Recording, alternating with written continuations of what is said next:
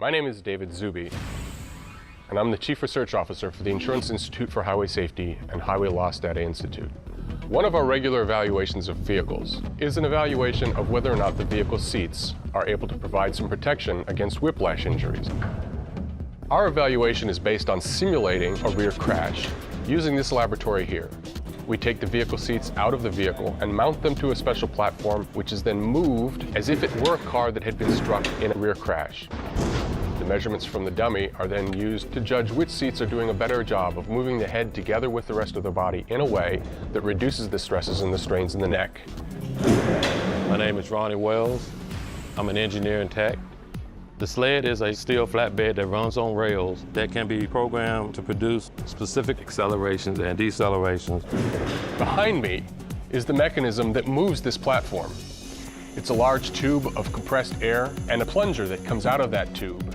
A computer program tells the plunger how hard to push the platform. Once that cylinder is loaded up with air, we release that air and it hits the sled as if it was a real impact. The test that we use simulates the kind of crash that might consist of your vehicle being struck from behind by a vehicle weighing about the same at 20 miles an hour. In our test, we do the same thing. We push the sled forward in the span of less than 1/10 of a second. During that time, the maximum accelerations experienced by the sled reaches 9.5 times the force of gravity. Biorid is the crash test dummy that's specially designed for whiplash testing. You can see that he has a simulated vertebra for each of the vertebrae in the human spine. So when we run a simulated crash, the motion of the dummy's head and body are very similar to the motions that your body would experience in the same kind of crash.